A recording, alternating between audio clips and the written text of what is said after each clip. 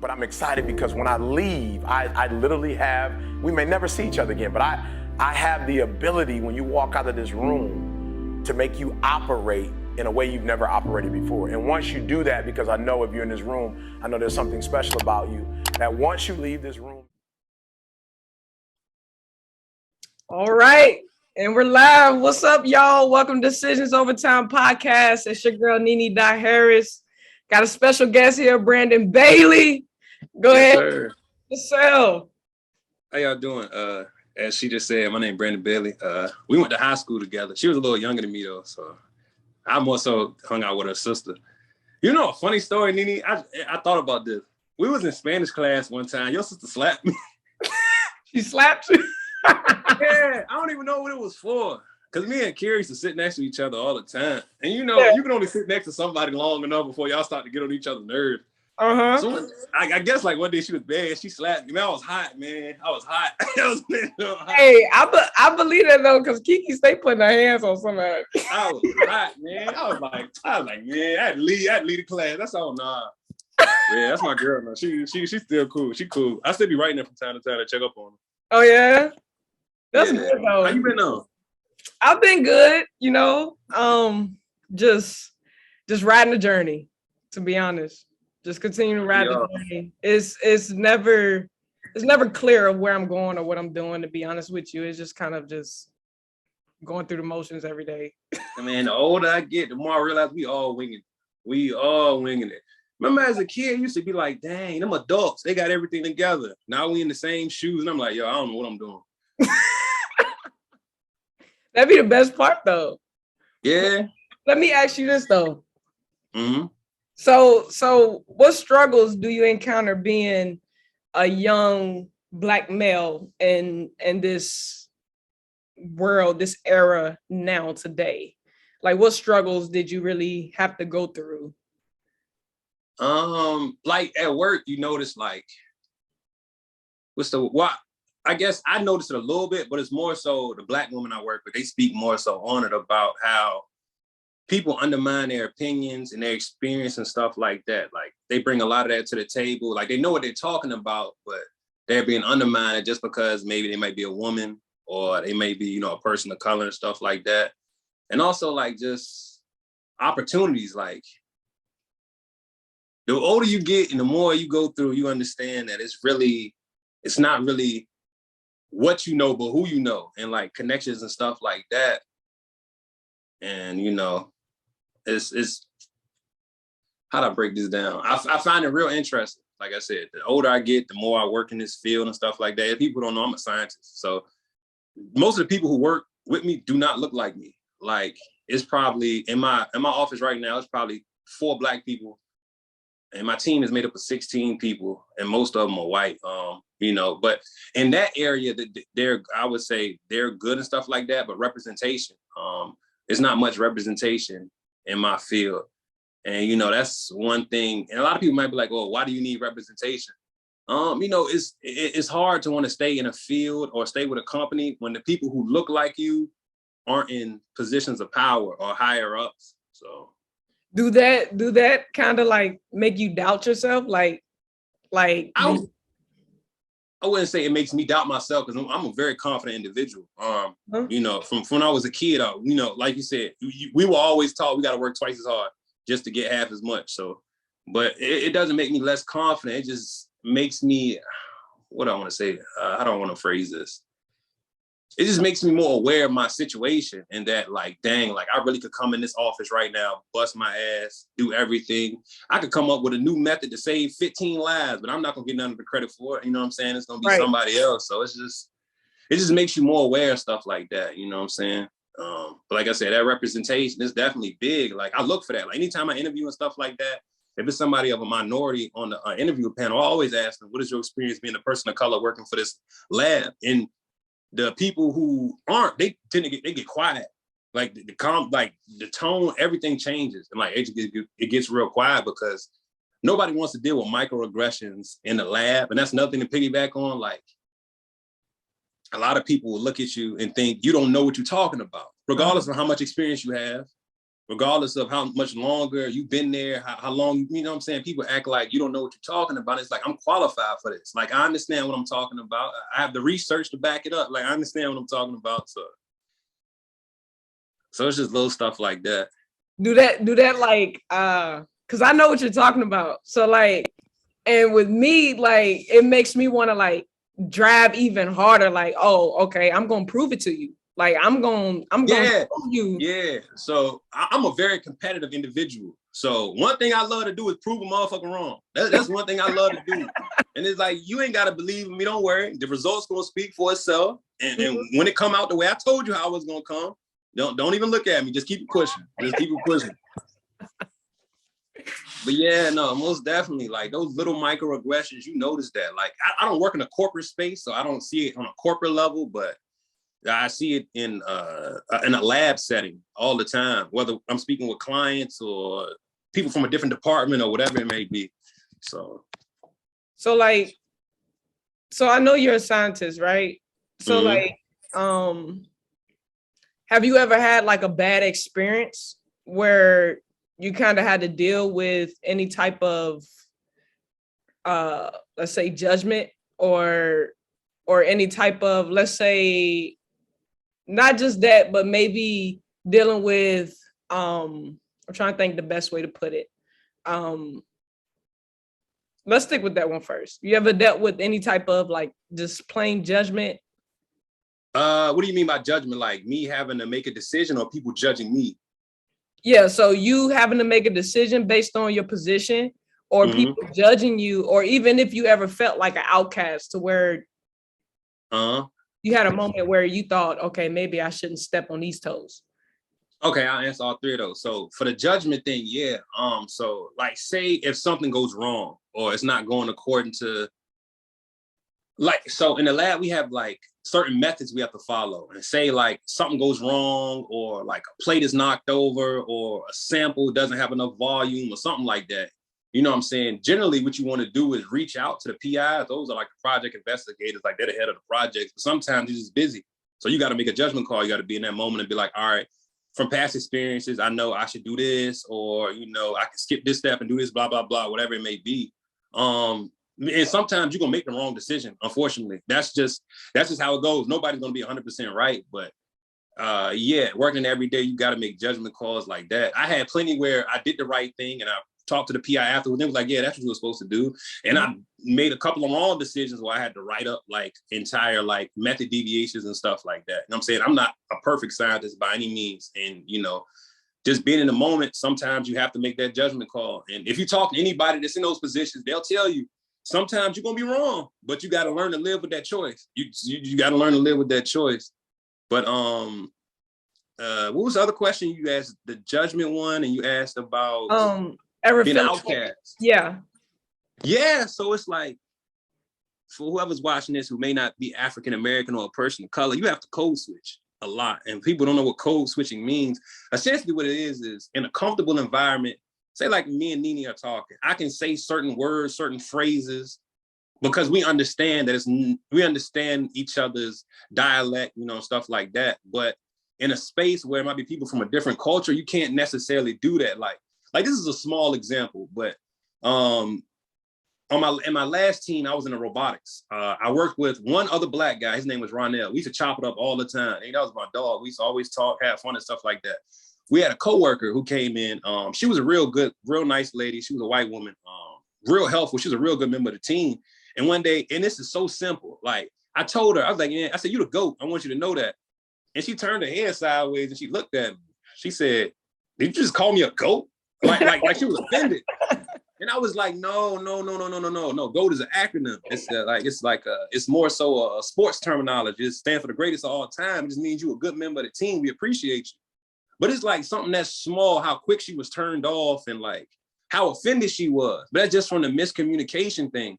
So it's just like, you do feel like an outcast to an extent, because when you come into a building every day, you feel a lot more comfortable when it's people that look like you.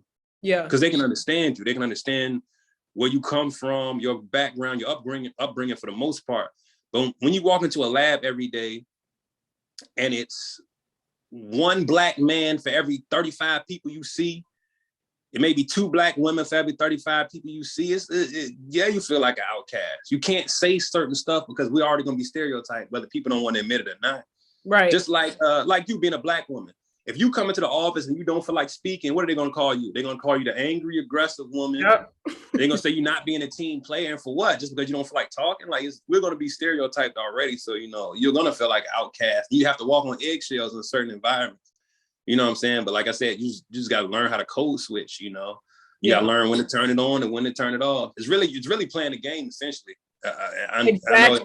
I know it sounds bad, but that's just how it is. That's really how it is. That's true, though, because I feel as if you have to learn how to adapt, basically. Yeah, it's all about adaptability. Yeah, and it's like, I don't know, it's crazy. It's like you kind of have to go through it in order to figure it out. But it's kind of just the understanding of knowing different people's perspective and the environments that they came from and the childhood that they had to bring up. And I think everything reflects back to a person's childhood.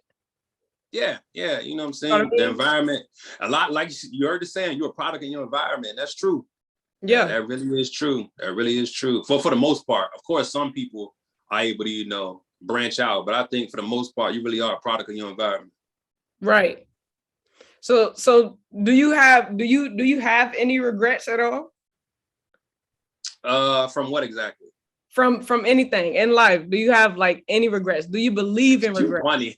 You funny. I got a couple regrets. All right. So the first one I'm gonna say is majoring in biology. If I could go back now, I would have majored in computer science or computer engineering or something like that. That's because tech is the future. Tech is where all the money is. Whoever's listening, get into tech. That's where the money is. And you can work from home, on vacation, making $6 figures, chilling.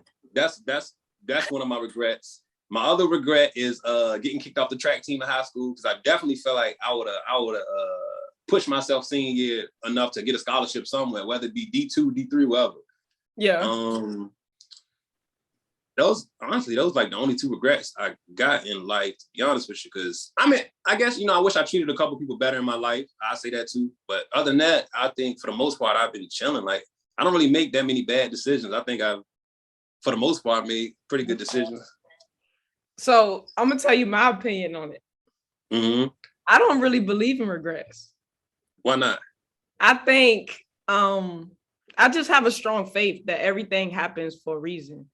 And even if I didn't give my all to something, I feel like it was meant for me to be led in a different direction, or it's some way that God led me to go a different way. You know what I mean? Yeah. Let me ask you a question. Yeah. When you was hooping, did you miss any game winners? I probably did. And you don't regret missing none of those. If you could go back, you wouldn't hit none of them. I mean, I get what you're saying, but like, no, not really. Like, I can honestly say, like, okay, I was a college athlete, right? And yeah, we know. Yeah, I'm jealous. I wish I was a college athlete. I'm jealous. But I didn't give like 100% in training, to be honest. And there's moments where I feel as if I could have been a better athlete. But if I did give 100%, I might not have learned the lessons that I learned today to make me who I am, if that makes sense. So that definitely makes sense. Every decision you made brought you to be where you at. It's some weird stuff, right? I was talking to my friend the other day. I was like, yo, I know this sounds weird and corny, but it's like, we all had to make a certain set of decisions, and it all led us to meeting in this one spot. And I'm like, you know how wild that is? Like, we could have been anywhere else in the world, but all of us met right here. We all made the same decisions to end up right here, this place. Yeah. And I'm like, yo, you might not think of it that deep, but it's like what? How many billion people in the world, or a trillion, whatever it is? And we all made the same decisions in life to end up in this same place. As big as the world is, like, that's I don't know. Sometimes I be thinking about stuff like that. No, that is crazy though. That is. Yeah, definitely. But I wish I ran track in college too. Funny thing. So when I got there, I was talking to the track team dude. I'm like, yeah, I'll walk on. I was gonna try to walk on. So there's a dude named Jalen. I was talking trash. I'm like, yeah, man, you're probably not even that fast. I'll race you. I'm gonna dust you, man. I was out of shape. Let me tell you, you ran a 200. Man, I got smoked so bad. he had me by like a good 3-second lead, but he was the fastest dude at the school. But I ain't know all that. Like, we was both freshmen coming in. Man, when I tell you on the way back to the dorm, I was so out of shape. I thought my heart was gonna stop. Like, in my mind, I was like, yo, I'm gonna collapse right here in this parking lot and nobody gonna see me. I was, this is gonna be terrible. Yeah, I had some humble pie that day. Not the humble pie. Yeah, I got humbled. I said, yeah, let me stick to these books. This running ain't for me. Yeah. I said, he do this for real. So what advice would you give someone who's looking to be a scientist and, you know, through your journey, what advice would you give them? I would say, okay, so I'm gonna start with my journey first. It's funny because when I got to college, I did not know what I wanted to major in. I went to a summer program for STEM majors. But people don't know STEM is science, technology, engineering, and mathematics. So I went to a summer program at Norfolk State, the illustrious Norfolk State University. Shout out to Norfolk State, the whole green and gold. But yeah, so we had a summer program for STEM majors.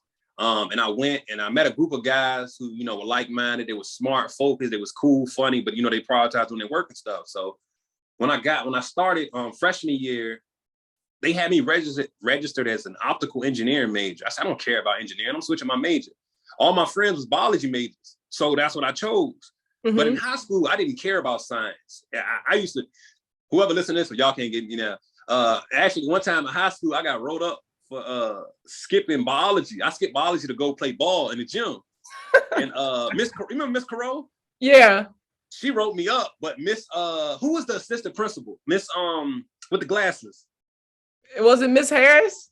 Miss Harris. Shout out to Miss Harris. I told I was constipated and I was in the bathroom. And she ripped up the referral. Shout out Miss Harris. But yeah, I didn't care about science. But then my friends made it in biology, so I did it. And so any advice I would give is stay focused because it's hard. If you're going to college for it, stay focused. Understand that you might not have the free time some of your other friends are going to have because your classes may be a bit more intensive and you're probably going to have a lot more research and stuff to do. Just don't get distracted. Stay focused. Find a discipline of science that you like because it's so wide. Like the field of science is so broad. So just find something that you like, stick with it. Don't let you know a couple failed tests make you feel bad. Because I failed tests, I failed quizzes. I failed organic chemistry too, actually. I had to stay an extra semester of college my senior year because I got a C- in organic chemistry too. And for your major course, you have to get a C or better. So I had to stay extra semester. And I ain't let that turn me down. You know, I was like, it is what it is. I'm gonna bounce back. And I did. I bounced back next semester, passed it. Boom, now I'm here. So I would just say stay focused. You know, make sure you make time to study. Also, make sure you make time to enjoy yourself. I want to emphasize that. Like, put your school first, but understand it's more to life than books. I promise you, it's more to life than the books. Enjoy yourself. After you finish your work, go out and have fun. Go hoop, go to a party, do whatever, you know what I'm saying? Go enjoy yourself. Don't burn yourself out being in the books and you know, lose your love for science. So that's what I would say. That's good advice right there. Yeah, man, I lived it. I watched my friends live it. We was going through it, man. I'm talking about a lot of my friends switched their majors. My freshman year, shout out to Dr. Jerby. She came in there, she put her notes on the desk and she said, all right, I'm gonna treat this class like med school. Mind you, this is general biology. The first part of general biology, she said she's treating it like med school. She was in there catching bodies. I'm talking about she came in there one morning. She said, take out a sheet of paper. She gave us a quiz, number 1 through 5. She ain't like grades people got. Right after that quiz, literally 2 seconds later, take out another sheet of paper. We had to take 2 quizzes back to back just because she didn't like how people were performing. So it was like, but one thing I will say, she pushed me to be a better, I stuttered like hell. She pushed me to be. Ain't nothing wrong with that. Facts. She pushed me to be a better student. I will say that, man. She definitely challenged me because in high school, I didn't study. I didn't study at all. The only time I studied was like 30 seconds before the test when they let you have your notes out real quick. But other than that, I was going off straight what I can remember. Like I didn't study at all. And I tried to bring those bad habits into college and I got humble quick. And I was like, damn, I don't know how to, I really don't know how to study. So I got with one of my friends. I said, yo, he was doing the best in the class. So I said, how are you studying? You know, how are you writing down these notes? How are you, you know, retaining this information? And we went to the library and we, you know, he sat me down, and he showed me what he was doing. And then I locked in right after that. So, another thing I want to tell y'all, man, it's okay to ask for help. Ask for help if you need it. Do not be that person that's sitting up in class, paying all that money. You don't know what the fuck is going on. Mm-hmm. It's not cool, I promise you. Ain't nothing cool about failing. It's nothing cool about being lost. If you need help, ask for it. It's somebody just gonna give it to you, I promise. I promise you. You gotta let those egos go. Facts. I tell everybody, ego is the best friend of a lonely motherfucker. Yeah, definitely. You got to put your pride aside sometimes. Your future is worth more than your pride. Throw that shit to the side. You don't need it. So what actually led you to what it's called PPD, right? That's okay. So PPD, we just got bought out. So technically it's Thermo Fisher. Is PPD a part of Thermo Fisher? We just got bought out by Thermo Fisher. But what led me there was when I graduated, I think it took me like 4 or 5 months to find a job. I was going through that post-grad depression. I was like, man, I put in all this work. I chose this hard-ass major and I can't find a job. Yeah. So my first job I applied to was PPD. They didn't have me. They told me I didn't have enough experience. So I applied to the immunochemistry department there. They didn't have me. I applied again and I got an interview for the vaccine sciences department. I interviewed there. The interview didn't really go well. It didn't go well. I didn't get the job. So then after that, I started working as a quality assurance technician for Sabra. For those who don't know, Sabra make hummus. It's in Colonial Heights. Okay. So I started working there. I was swabbing stuff, basically like seeing the microbial presence on the different machines and stuff that we use and plating the hummus to see what type of microorganisms in it and stuff like that, and doing a lot of paperwork. So those were 12-hour shifts. I hated it. And I was like, I'm not in the lab as much as I want to be. So PPD had a hiring event. So I went back again. That's why you got to persevere. Now, mind you, I was 0 for 2. The first time I got rejected, I didn't even get an interview. And the second time I didn't make it past the interview. But they had a career fair. I went there, did some networking, talked to some people, handed my resume out, got another interview in December. And I got the job and I started in January and I've been there 3 years. I just hit my 3-year mark last month, actually. Last one? Yeah. Congratulations. Yeah, I'm in there. I'm still in there. Yeah. But see, that's the lesson. If y'all didn't catch that, you got to stay hungry. Rejection can be protection, and you just got to keep working, and keep striving for what you want. And I told my friend this because I had a friend that's in med school now, and he got denied by a couple of them. He was a little deterred. I guess he was feeling down. I said, man, it don't matter how many no's you get. You only need one yes. You only need one yes. You can get 35 no's, but you only need one yes. So, and that's why I tell everybody, like, as a Black person, you got to persevere. You got to. You got to know how to. That's just life. So, you know what I'm saying? Don't let a couple losses keep you down. You know what I'm saying? Yeah. It's okay to feel bad, because that's a human emotion, because you want something, but bounce back. Take your time that you need to, express your feelings and bounce right back. Mm-hmm. Yeah, definitely. So let's switch the subject up a little bit. Mm-hmm. Let's go into, so what was it like growing up in a single parent household for you? But that shit sucked, man. Not like in that aspect though. Like my mom, she held it down. She held it down. Like I didn't know, and this is the thing. My mom, she was a hardworking woman. My mom used to work 16-hour shifts. She used to work 16-hour shifts just so we could have what we wanted. So we used to have all the games and stuff, but I never knew we was poor. Because as a kid, if you got games and stuff, you got everything. You don't know that you poor and stuff like that. But we was poor. We was living in a trailer. We were living in a double-wide trailer. You know what I'm saying? So it was rough. Just always seeing my mom work so much and being she would call from work and we'll talk to her and stuff like that. And I'm just like, damn, I don't really be seeing my mom like that. Yeah. And then I guess just seeing other people having a 2-parent household, a lot of people take that for granted. And I just be like, dang, I never got to see my mom and my dad talk or have fun or joke or none of that stuff like that. And, one of the biggest things used to hit me was, you remember Ski? Skeet. I can't remember his real name. Everybody always call him Skeet. His dad Oh, used to drive a bus. yes, I do. Yes, I do. I know who you're talking about. Yes, I do. I can't even remember Skeet's real name. We call him Skeet all the time. He got long hair, right?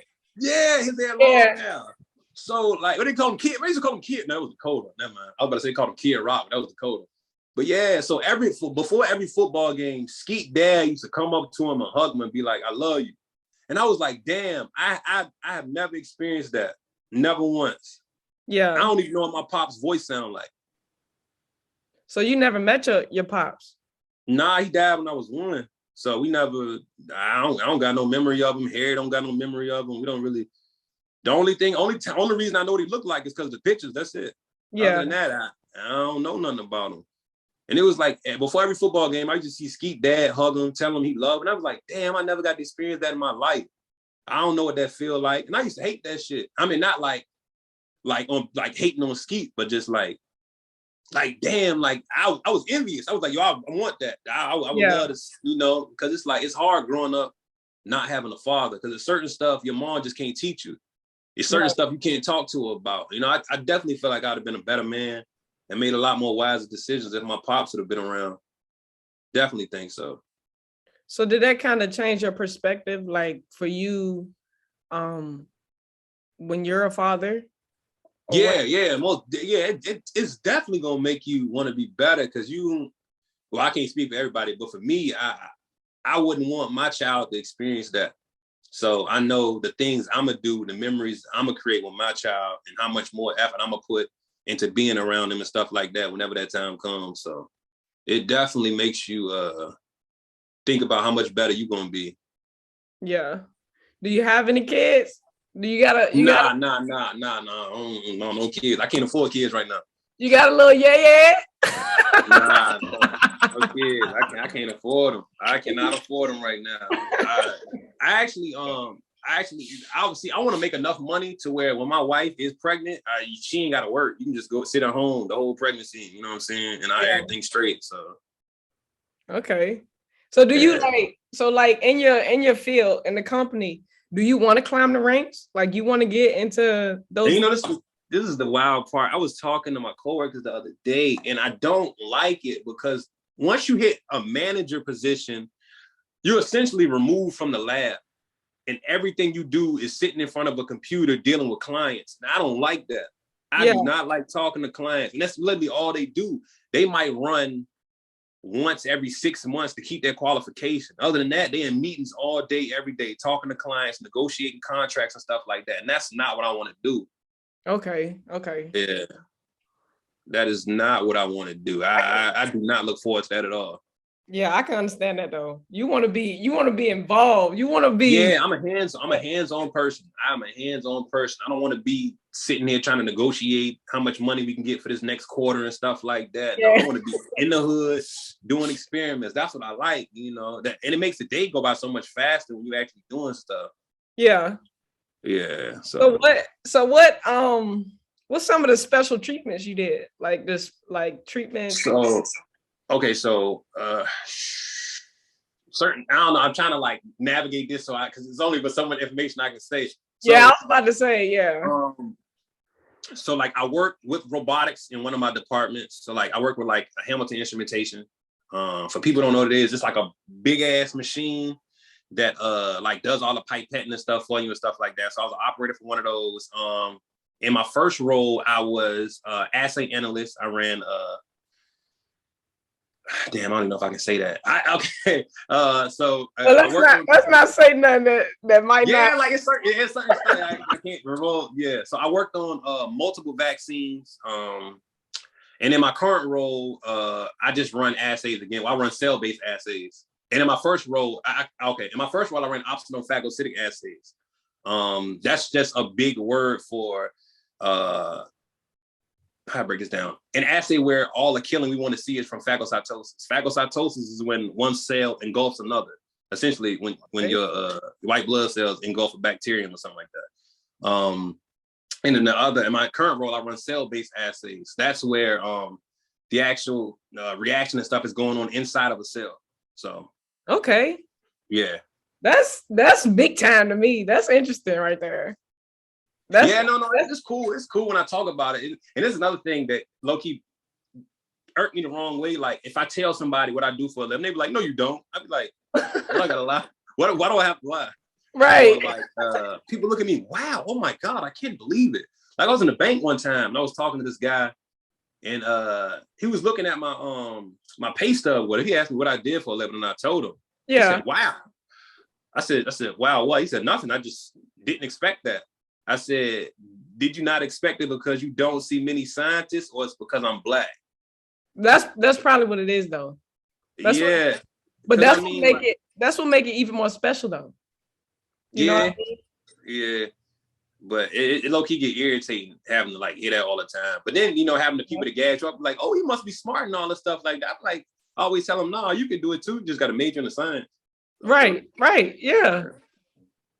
So what do you think people should be, you think it's best for people to be uncomfortable or comfortable? Better elaborate on that question. And what type of environment? Like what uncomfortable? Like any environment. So like, is it better for a person to feel uncomfortable in any situation they're enduring in life or to actually just be comfortable? It's definitely better to be comfortable. Definitely. Everybody wants to be comfortable.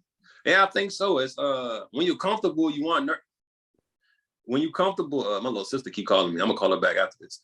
When you're comfortable, you aren't nervous. You know what I'm saying? You can perform better.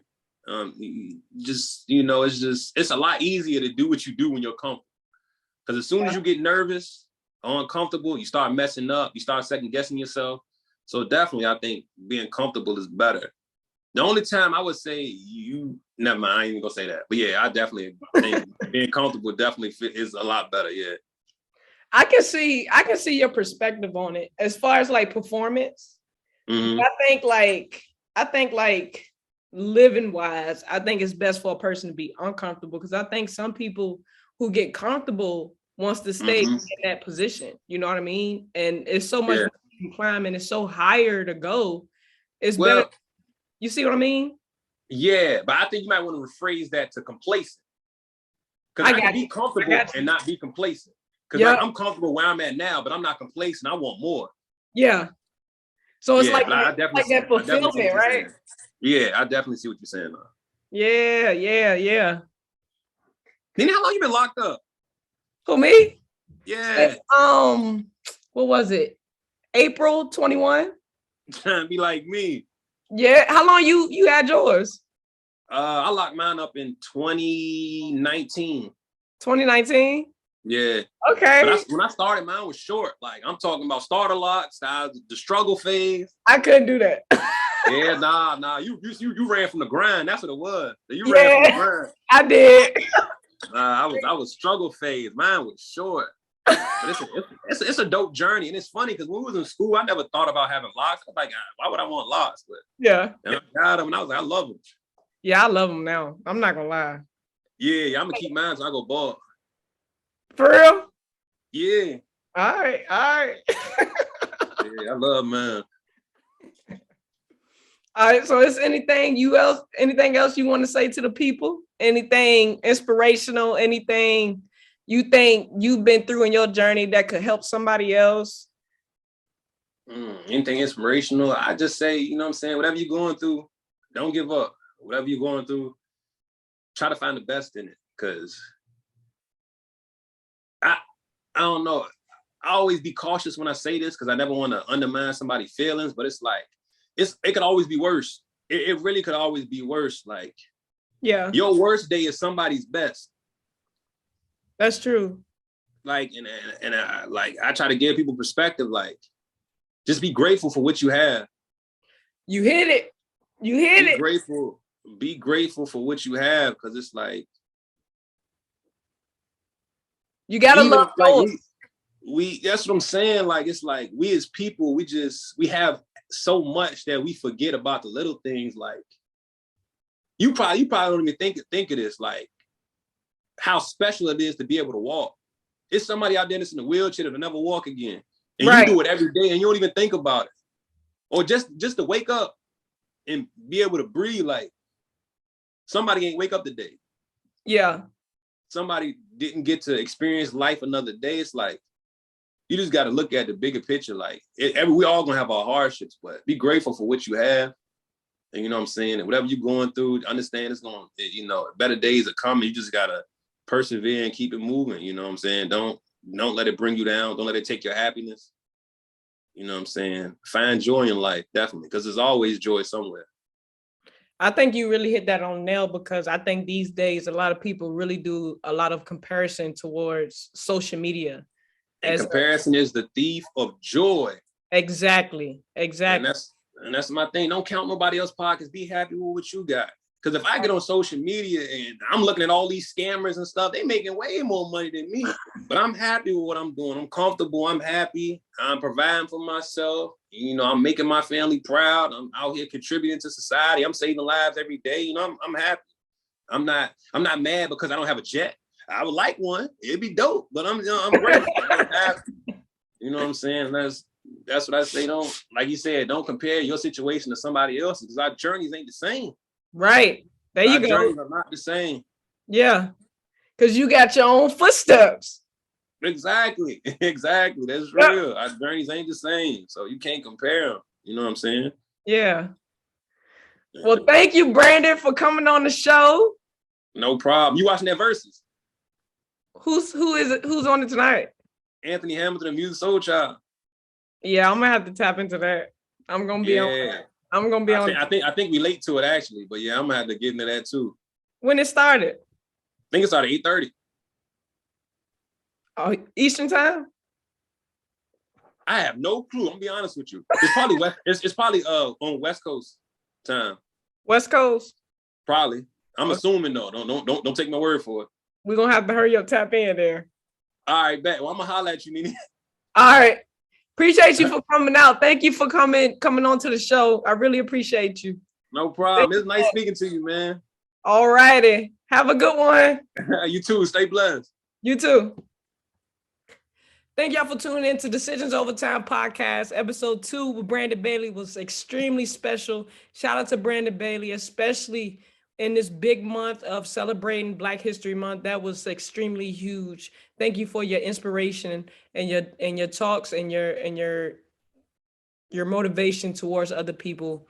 I extremely appreciate you for coming on the show and sharing your story and your experience with you going through college and what you're doing now as an individual and the things you had to go through and how you got to where you are. This amazing story. Thank y'all for tuning in. Make sure you like, comment, and subscribe. Make sure you tell a friend to tell a friend to tell a friend, tell a friend. I want your uncles, your aunts, your cousins, your sisters, your brothers, your mothers, your daddies, everybody to chime in, because it's a movement. What footsteps are you leaving? What decisions are you making? How do you want to be remembered? But I'm excited because when I leave, I literally have, we may never see each other again, but I have the ability when you walk out of this room